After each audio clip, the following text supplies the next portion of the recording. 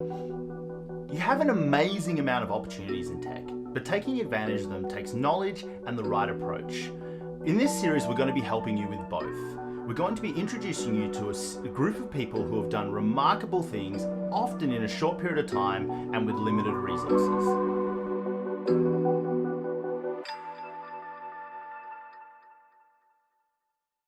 Hi, hey everyone. Today we have a new guest on. So it's going to be Jill today. She's a team lead at an ed tech company called Thinkific. She graduated from a coding bootcamp in 2014, and we're going to be talking about her road to becoming a senior and a team lead. Hey Jill, how's it going? Good, Aaron. How are you? Good, good, good. It's good to see you. It's been a little while. Nice. So we'll dive straight into it. So at the moment, you're currently a team lead. Um, how did that come about, like becoming a team lead? You know, was it something that you had kind of always planned to be, or is it something that sort of emerged through your pathway through your career? I think it was a little bit of both, actually. I think that before I ever knew that I wanted to be a team lead, I was just kind of struggling through the ranks of being like a junior developer, an intermediate developer. And it first emerged as just a feeling of frustration when the things that my job entails weren't really being done, either because the company was too small to have a team lead or because the team lead was still supposed to code like 90% of the time. Um, so through noticing a bunch of problems around me and with my team and ways that we could work better, I started to have conversations with my mentors about like, what would you do about this? Have you read a book about this? And that gradually led to me realizing I was really interested in being a team lead and letting my company know that. So Okay, that's really cool. And like you sort of mentioned mentors there. Um, did you sort of did you have like several mentors throughout your career that you think sort of were there to guide you? yeah, definitely a few key ones. A lot of those had been TAs in the boot camp. Some of them were like more formal mentorship relationships that I had sought out. Like I paid for, let's say, like 10 sessions from a firm that usually does CEO coaching, but they have other people who coach you for like, less than CEO positions. So I had like a few outlets for basically career advice along the way, and that was really helpful. Navigating a new career is a lot better when you have some allies for sure.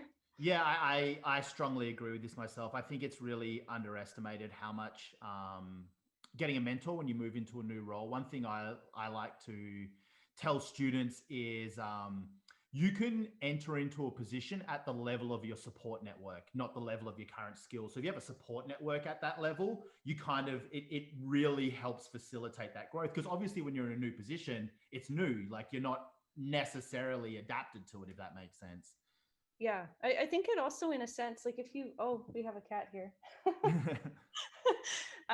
If you have kind of a growth mindset towards any role that you fill, I think you can assume that you'll come on with some strengths and some deficiencies, and your network is almost like your game plan. Like, what am I going to do when I realize I don't know what to do? Yeah. Um, yeah, it's essential, I'd say. Yeah, and is that where you started? Because I like, I guess for everyone who doesn't know you, so you transitioned from another career path into tech. What were you doing before technology or Directly coding and stuff? before, I was teaching English as a second language, which is Yep. super, super interesting. I was teaching students from 50 different countries, like 40-year-old literature professors from Mexico and like 14-year-old kids from Japan, all in the same class. So that was pretty interesting. It was challenging and it was fun. Now, the reason I bring that up is, did you have any kind of mentors around then, or was that something like was that a strategy you started adopting when you moved into tech? It was a strategy in tech. I would say I had a strong network in ESL because I think that in that industry, you're kind of being squeezed to come up with something from nothing at all times. So you really have to be close with your coworkers and you have to band together to share resources. Yeah. Um, so that kind of strength with my peers was a habit that was ingrained, but the mentorship itself was new. Yeah, yeah. And do you think that because I know myself, like I didn't really strongly come into the idea of leaning on mentors until my late 20s. And like I kind of, been, I guess, out in the workforce for a while. And it wasn't immediately obvious to me, like, how much guidance you need to grow, and like not necessarily in technology, but any career path. Like, do you find that was the same for you? It wasn't necessarily a tech thing. It was just like, as you got older, you realized that, there's people who've walked the path, if that makes sense. I think it definitely was a maturity thing, but it was also, I think when I realized that I wanted a career rather than a job, there's an aspect of like a job agnostic thing, which is your career, which necessitates mentorship because you Mm, can't just rely on who you happen to be working with at the time. It's more about realizing that you'll be in many different situations with different problems over the course of your time, and that it's useful to know people who are solving different types of problems and to be able to kind of pool knowledge. Um, yes. yeah, it's a You, career versus job thing. I think you touched on a really interesting point there, where you kind of like, you don't how did you just word it? You don't know that like there's not a level of support network that's immediately obvious when you're entering into a career. I think it's a bit of a misconception for many people, especially when they're coming out of various training programs, that when they get their first job will be a huge part of their support network and their growth. And Mhm. I think that that's, a bit of a roll of the dice. Like, how have you found that? Like, did you find that, like, we can touch this more when we talk about maybe your history and other roles, but like, just while we're here, how did you find the level of support you've had at each role? And maybe do you find that as you've sought out new roles, that's factored into your decision what the kind of support's going to look like?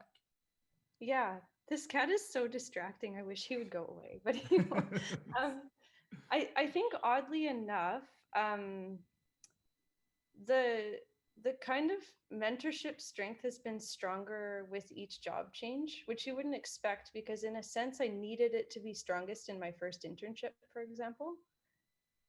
But yeah, From my sorry. experience, I think that's the norm. Like, so I agree with you. I think it's counterintuitive. People, like, it's obvious that you want the strongest guidance when you're junior, but I think it's one of the first big lessons you need to learn is that it's kind of like it's on you to create that fertile soil. Like, you know what I mean? Like, it's the situation, the context isn't handed to you, if that makes sense.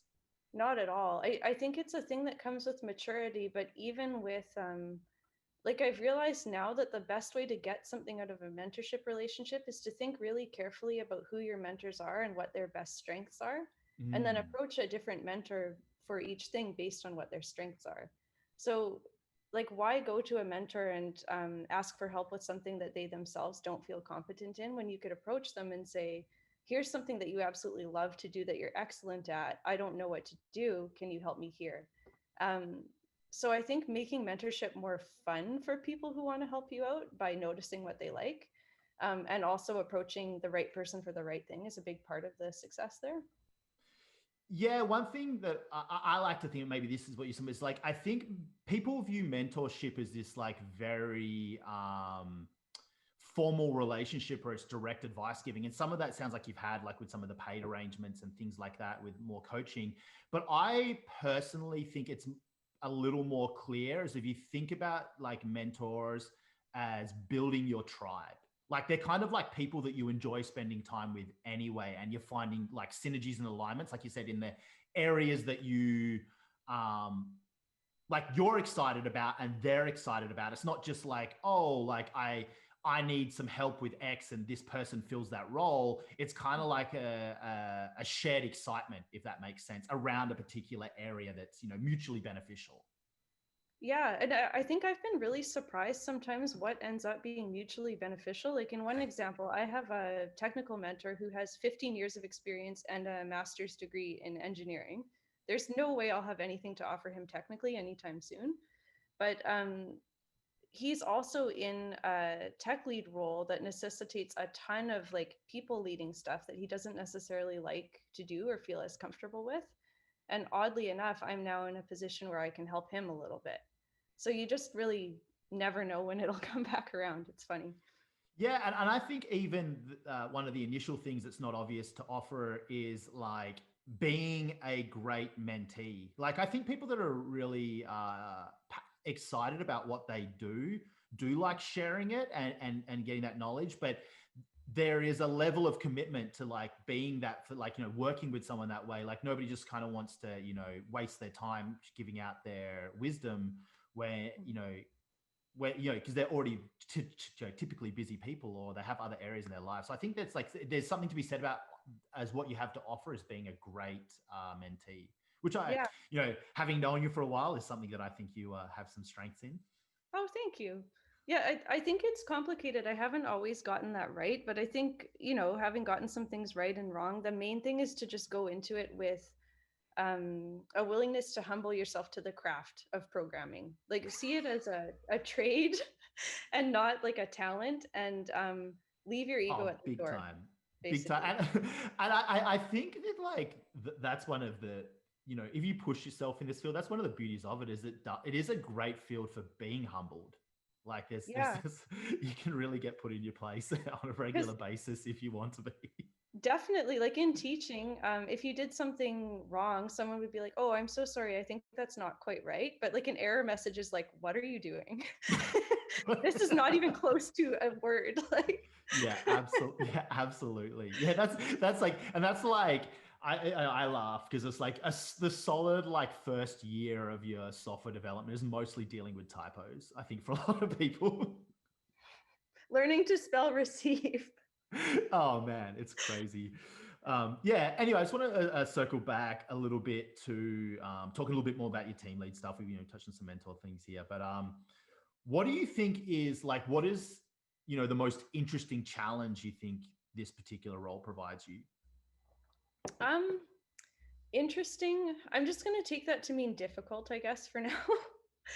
um, Yeah, sure. I think that in this job, one of the things you need to be successful is a willingness to examine the problem at hand and then select a tactic that's going to work given the people and the problem in the room. Um, and that means that as a human being, if you're dealing with conflict resolution or you're dealing with like let's say a technical estimate that's gone horribly wrong, it's not enough to just stay in your comfort zone and communicate the way that you do. What you have to do is say, this is this type of situation, this is how these people need me to talk to them, and this is what I'm going to do. So Mm. the problem is using what feel like very personal skills around like conflict resolution and communication and kind of treating them more like hard skills in a sense. And that means opening them up to growth and critique and feedback and being a little bit ruthless with your comfort zone. And that can be really uncomfortable sometimes. That's very interesting. So, like, have you got an example of how you've been like dealing with that and growing that particular skill set? Yeah, like I had an employee who I really, really wanted to help. And I think this person was like really struggling to accurately assess their skills. Like they really wanted a role that they weren't ready for yet and they weren't going to be successful. And I wanted to help them out. But kind of like tiptoeing around the issue wasn't getting the point across and she wasn't really understanding. And I had to communicate with her in a kind but very direct way, which was super uncomfortable for me, but super beneficial for her. Interesting. So yeah, I had to notice, okay, my way isn't working. Like the way that would work on me doesn't work for this person. And I have to be willing to do something really uncomfortable to have an impact. So And would you say that, like, that sense of discomfort was was that working against you in that situation? Or would you actually, in hindsight, see it as a bit of an aid in the thing? Because, it's like, I know as humans, we often avoid discomfort, but I think in those, like, particularly difficult conversations, the discomfort can be humanizing, if that makes sense. yeah, I think it can. I think that what it means is that when I'm approaching someone and asking them to acquire more skills, I'm also approaching them like I don't quite have these skills and I'm trying really hard.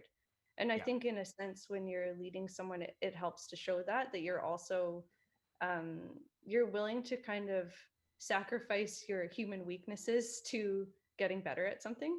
And it's really hard. It's really uncomfortable. And it's healthy that people see that as a reciprocal thing. I'd love to hear his job, but my experience is that when the willingness to go through these kind of awkward situations or uncomfortable conversations, is they oftentimes lead to like a greater trust and communication after that. Like it really, it starts out uncomfortable, but it actually opens things up a lot more moving forward. Yes, that's right. And I think that while that's very true, sometimes it takes time to get to that place. In some cases, it's really uncomfortable for a while. And then when you come back, having had some time and thinking about things and trying some new things, they might come around and say, oh, that was actually really good. So it's wonderful when the person sees it that way right away. And it's hard when it takes a long time. And in some rare cases, it might never happen. But you just kind of have to have faith that it's for the greater good, I guess. Nice, nice. So I guess you kind of talked about it there with like, some of these communication and empathy skills. Would you say that that's the most important skill to being a good team lead? Like I get you said it's the difficult challenge, but is that also like simultaneously the most important thing about your job, like, to doing it well? I think it's certainly a key element, but on its own, it's not quite enough. Because I think on one hand, you need empathy and really good intent towards people when you're asking them to do really hard things. But I think that in a sense, self-knowledge might trump empathy because you have to be really Mm, ruthless with yourself. And like, these are my motivations. I'm being kind of like, I'm like annoyed. And so I'm not being as helpful as I could be. Or I don't super like this person. And so I'm not helping them as much as I could. I think that like a certain ruthlessness and reliance on principles almost does more actual good than empathy does. Like empathy is like a feeling of wanting to help, but principles are that thing that you keep yourself accountable to so that you actually help, whether you feel empathetic or not, if that makes sense. oh, 100%. Like I really like what you're saying there because it's like, it's really easy, to be kind and helpful and all of these or open and willing to go through discomfort, but in and of themselves they can just be a bit of an emotional roller coaster. Like they're not like a true north, if that makes sense. Like they're very powerful tools, but without, like you said, principles to sort of guide you to a mutually beneficial outcome. And like you said, that brutal honesty, I really love how you said there, like, it's true in the workplace that you're not always rooting for everybody. Not everyone is your favorite person, and like to mitigate that, you need like your own framework, if that, like, kind of as you've suggested. Yeah, that's exactly right. I think that all human relationships are emotional in some sense, but I don't think that working relationships are like primarily emotional. I think they're based on working together and being your best self with each other so that you can constantly grow to be better people and build better things. And so something a little bit more rigorous than empathy, but also with empathy, of course, is important. So Nice, nice, nice. Cool. Yeah, that's really like a great, you know, insights into how you approve your role. But like, I guess we can move into talking about like, how did you get there? Like, where did you start? Like, what other roles have you held? So, like, tell me a bit about your journey. So, where did it begin and how did it roll out? Um, in the beginning, I was like the most hopeless, terrible boot camp student of all time. And then after that, I was one of the most terrible junior developers of all time. And then gradually, I became a viable junior developer. I And want then, to interject here, as as someone that was around while you were at a boot camp. For if anyone hasn't picked up on this, I was a teacher when Jill was going through her boot camp. But I can say after teaching hundreds of students, you're pretty, like, I don't think maybe your self-assessment in this case is maybe not as accurate as you think. I think you're a little stronger. What I think has always shone through your career is your determination and your willingness, which I think is, like you've said, is more important than like talent. Like there's this real stigma around talent in the tech industry, and I think it's a massive myth. yes, I think it massively is. I think in a way, it also does people a disservice who are often labeled with having high talent because it Yes. sort of disregards their incredible work ethic. Like I Yes. don't think that programming is an intuitive thing in any way until you're very, very good at it. I don't think anyone's born good at it, and I don't think anyone gets there without hours of frustration, really intentional practice. um, It really, it's like a trade. It's like carpentry or something. Like Yes. if you're a web developer, you know how to build a drop down, you know how to hook up a button, you know how to build, a layout. And similarly, if you were like in construction, you would know how to build a door frame, you would know how to Yes. support a structure properly. It's it's definitely a learned thing.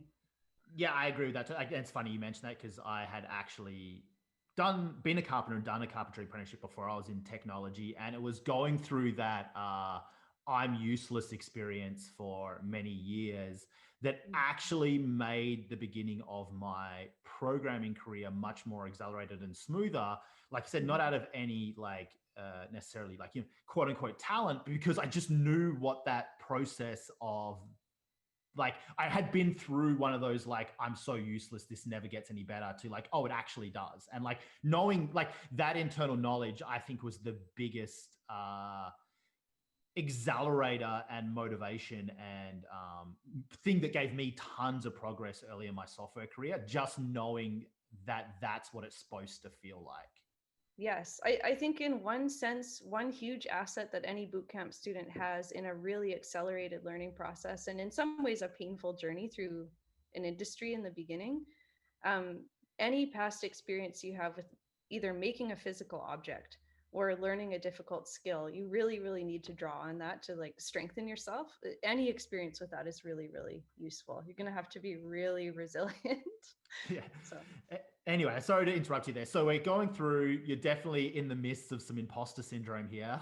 Like, so yeah. you've been a Yeah. boot camp student. You're kind of just working through to feeling like a viable junior. Take me forward Yeah. from here. From here, I think what happened was I started to experience a lot of rage. I had been in a job for several years and I had, I started with building mailer templates, like not even all that well. And I was at the point where I was, building really great, very flexible Ember components and snapping them all together to make these cool interfaces. And I had had no career progression in step with my skill acquisition and really not even any more like pay increase. And I Okay. started to feel like that didn't make sense to me. And I started to realize that I didn't agree that I was a junior anymore. And so I reached out and got an intermediate job. And that was in a sense when there was like an external label of not being a junior anymore. But really, that process had already happened. It was my reassessing where I was at and noticing that I didn't agree with where I was at anymore. And it was time to take a leap. Yeah, so there's a few things I want to touch on there is I guess first part of that it would be is you know how did you develop that intuition? Was it like purely within yourself, or is just your peers that help say like hey something's up here, you're worth a little more? And two, when you went out and sort of started actively engaging with that, did the market start to reflect your opinion of where you had gotten to? It did, absolutely. And I think this is to kind of circle back to why it's so important to have that job agnostic network. When you're in a job, it's not that people are bad, but they're invested in paying you what you will accept Yeah. um, for the work that you'll do. And you won't always within your job have people say, yeah, we're going to give you a big raise and a title change because they're a lean startup. It's not always going to happen circumstantially. And it was important to me to reach out to my network or to people I really trusted in that role and say, like, hey, what do you think? Like, you review my code all the time. Like, what do you really think? Or even elicit from people who I thought would have things that were harder to hear. Like, in your opinion, what is the difference between me and an intermediate developer? Like, please really drill this on me when you notice that I'm not doing this to your expectations. Um, Definitely, I think it's important to get the perspective of people around you and outside of your job. Yeah, I think another thing there is in my experience, many founders of tech companies are one. They're two things. One, they're often non-technical, and what we call tech companies is more accurately defined as tech-enabled companies. Yes. And I think because of that, the founders and the CEOs and the leaders aren't actually aware of the values of different skill sets. Like they don't understand the impact of losing someone or having someone on the team. Any anyone in management that understands how difficult a problem is, like, tends to be a little more appropriate in how they support and remunerate people. But I think that in tech, especially early stage companies, there is a lot of the CEOs. It takes them a while of having, you know, a bit of a dumpster fire of a software, and then seeing when they get some good people in that fire going down or being eliminated, for them to realize what the value of different contributors are. Yeah, and I think there's actually a spectrum. Like there's what you identified where maybe the company isn't super equipped to correctly assess technical skills, or there's almost the inverse where you have a couple of engineers who want to run the place like it's Google, but it's like a 3-person dev team in Vancouver. And so they're like a senior 3-level engineer, but in their eyes, you will never be even an intermediate. So Yes. it's good to be the lowest person in the room to learn really quickly, but at a certain point, you're like kneecapping yourself by staying because you need to go in a place where you're going to be given a little bit of you know, some decision making power so that you can make some meaningful mistakes and figure some stuff out, or um, you know, be trusted to kind of architect your own solution to something and then get some feedback later. Like I think that there's a balance between those things. In one case, someone might not be able to assess you because they don't have technical skills. In another case, they may have such incredible technical skills that they also can't um, assess you according to your own career track. Like I've never wanted to be a senior engineer at Google, and so I don't want to be assessed as one. Yeah, and I would argue that most companies don't have anywhere near those needs, or not even, it's not even like a level of skill, it's just like a category of skill. It's like, in terms of like the value that you're producing for a particular organization, I Mhm. think you know, people can easily be on par with, you know, someone who's higher up at, you know, one of the FANG companies.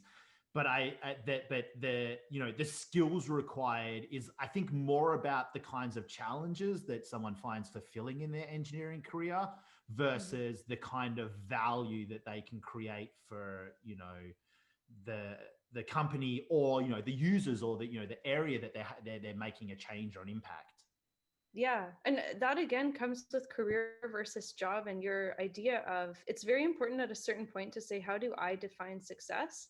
Because if you don't define it for yourself, it's very easy to say success is being a senior engineer at Google. And if I'm not, I'm failing and I'm not getting anywhere.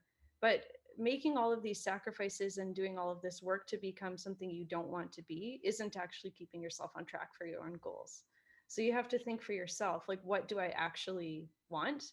It even in terms of like, do I want flexible work hours? Do I want to work 12 hours a day? Do I not? Like if you want to do those things, you should aim to do those things. But if you don't, you should use your time more wisely.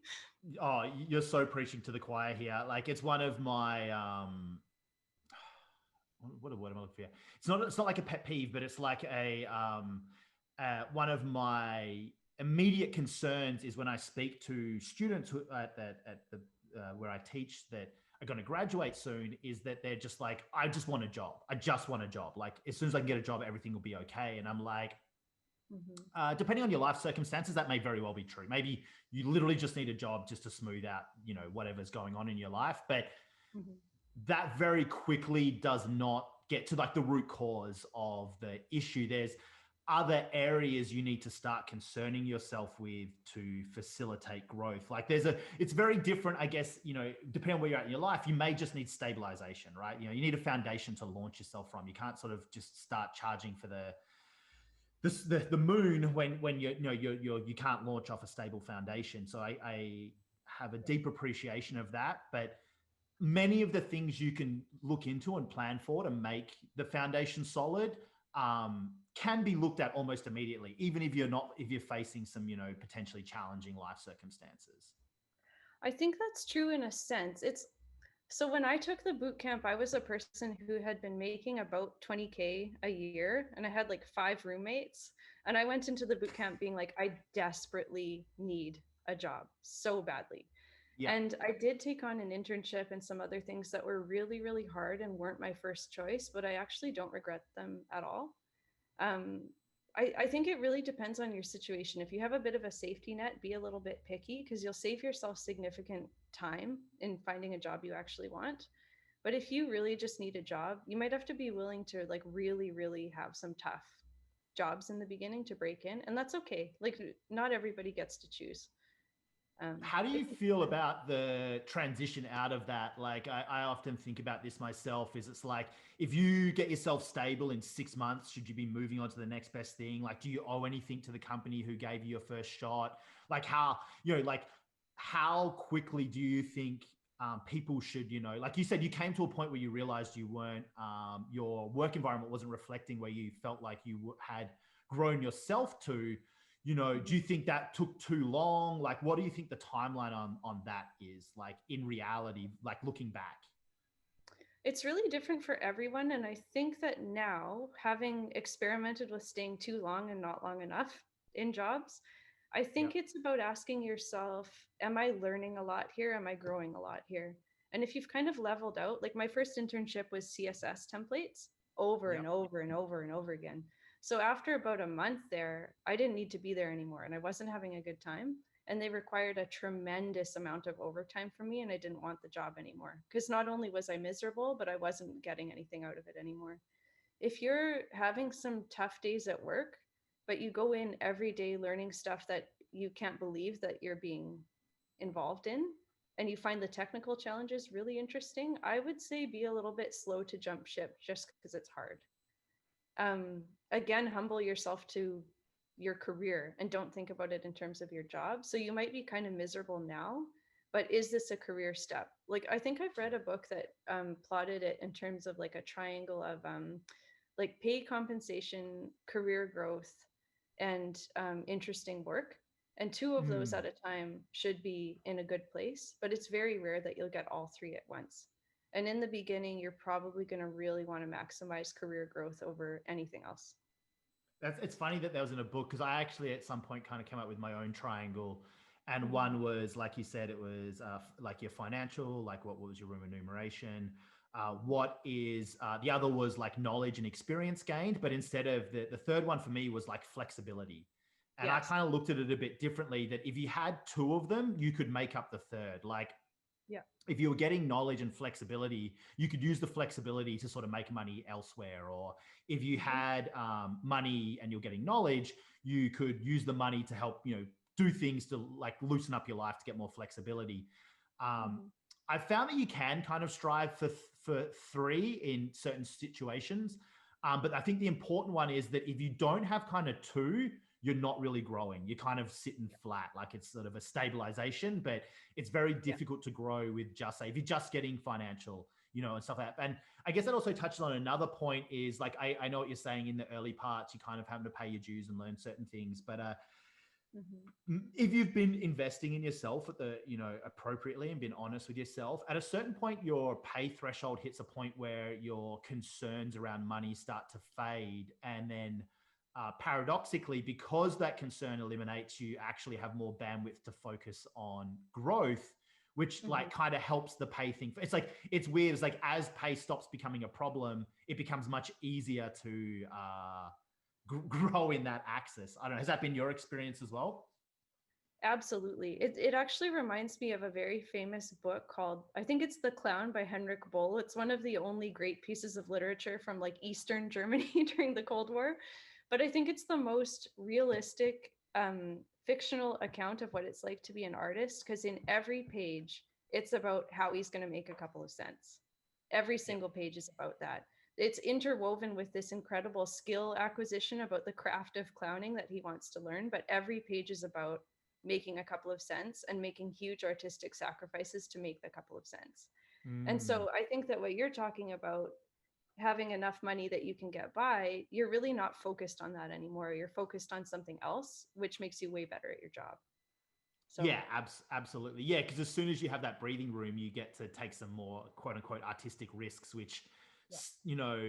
they're risks, but sometimes can pay off really well, because, like, wow, how did you do that? It's, well, I had the available resources to make that attempt, if that makes sense.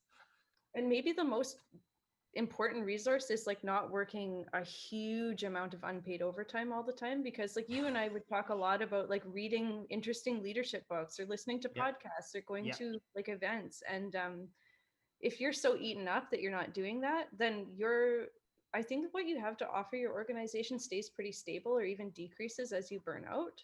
Whereas if Yes. you're working an appropriate amount of time, you get more and more skilled such that with like less time put in, you're having a bigger impact. Yeah, I think that comes down to, I think a lot of people don't factor into, you need time for personal reflection is Yeah. really important. Like you actually need time and energy for personal reflection.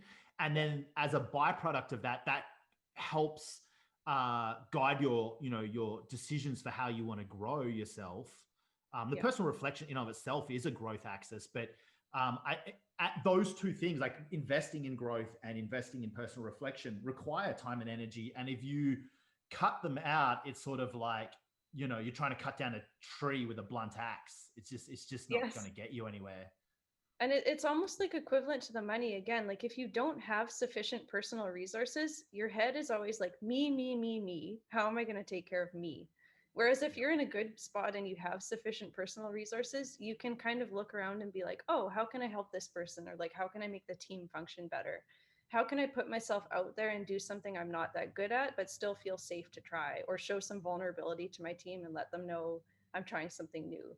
Like if you get burnt out in a team lead job, I think you really run the risk of not being such a great person, and that's it gets worse and worse. Yes, yes, yes. So bringing that back to your kind of your story there. So you'd come through, you'd had a role where, it was kind of not that great, not that, in all of these areas, it wasn't that fulfilling, but it kind of got your foot in the door. And then you've obviously moved on to another role preceding that, which had, how did that go? What was the kind of growth and experiences you got from the next position there? Like from the very first internship position, or from the So yeah, so you had your first internship, which you said was a lot of CSS, a lot of templates, and it wasn't just that you just didn't enjoy it. It was a lot of unpaid overtime, and now you've obviously at some point transitioned into Mhm. your next role. Yeah. What was the big sort of growth and challenges that you encountered there? It was huge and it was really, really motivating. So the next role I moved into, it was a fairly new startup with some really interesting technical challenges that other companies also hadn't solved either. It was fairly groundbreaking. And it was a very small team. It was a senior person who was willing to mentor a bunch of junior people. And right from the beginning, it was like we were involved in whiteboarding, figuring out like the data modeling, figuring out how to build an intuitive interface for a really complicated problem. It was right from the beginning, it was challenging, but it was like really, really meaty. So, Nice, nice, nice. And yeah. so, um, and then what sort of, you were in this role for a while. Um, what was sort of, so what triggered the transition out of that particular organization?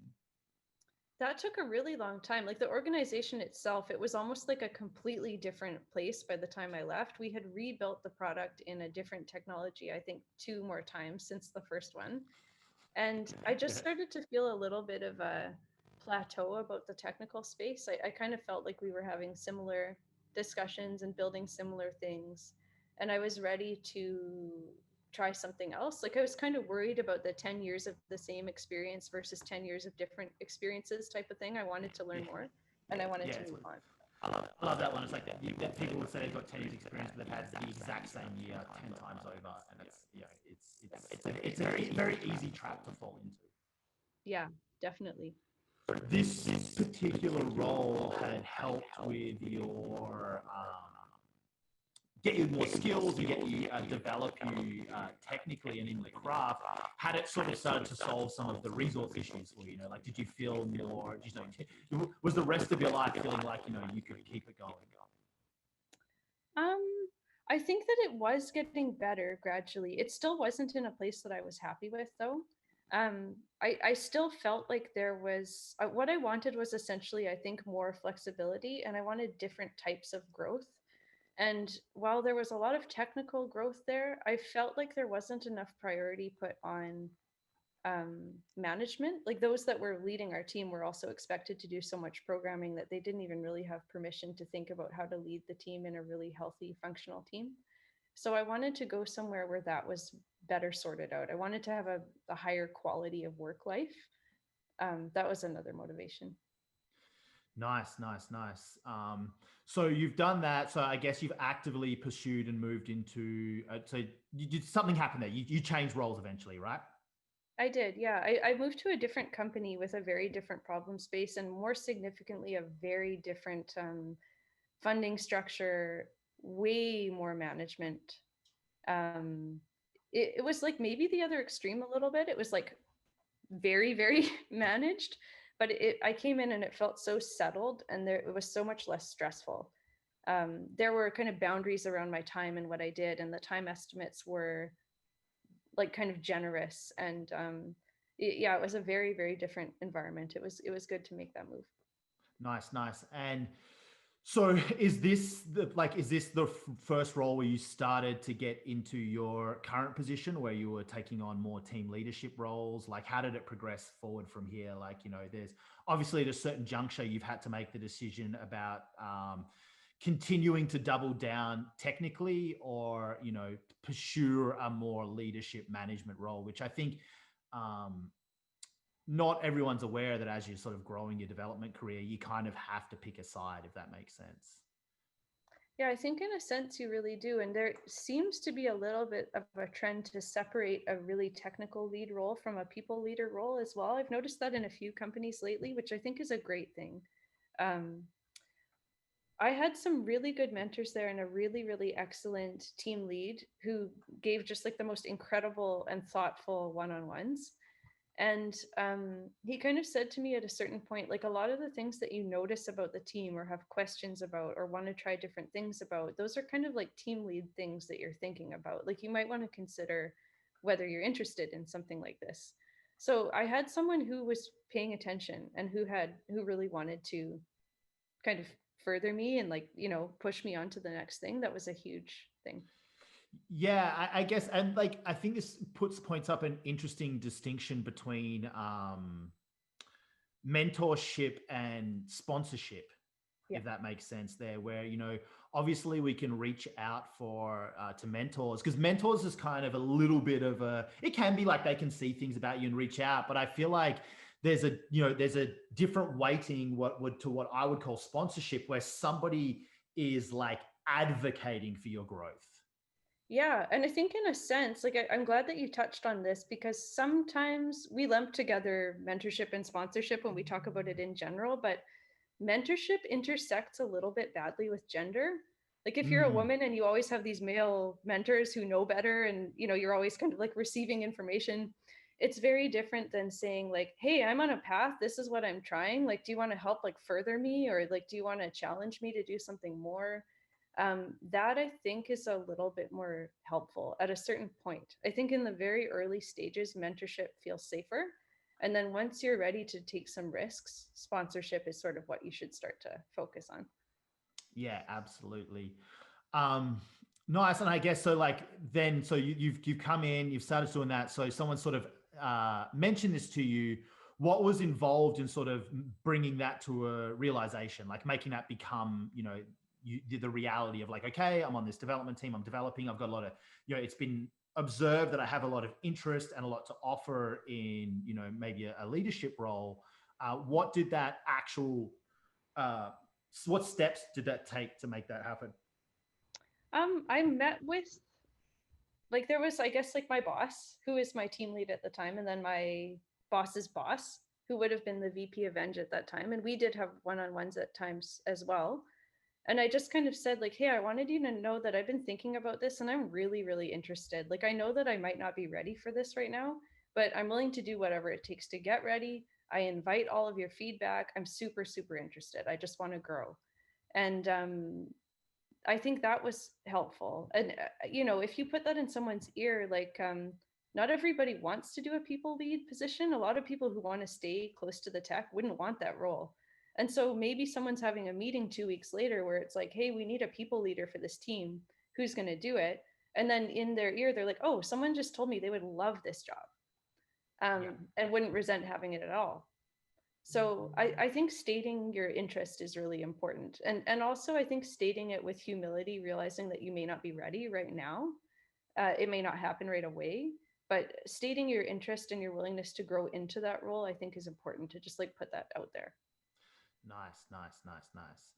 Um, I guess something that having known you, I want to touch on that I think is a little interesting is at a certain point you were looking for further career transitions, but this was also in the midst of knowing that Jill, for everyone doesn't know, is a new mother, and she also went through some further career changes or job changes like during that process. So how did that sort of unfold for you, like knowing that you're going to have just your life in general massively impacted and changed, and also deciding to further make changes to your career?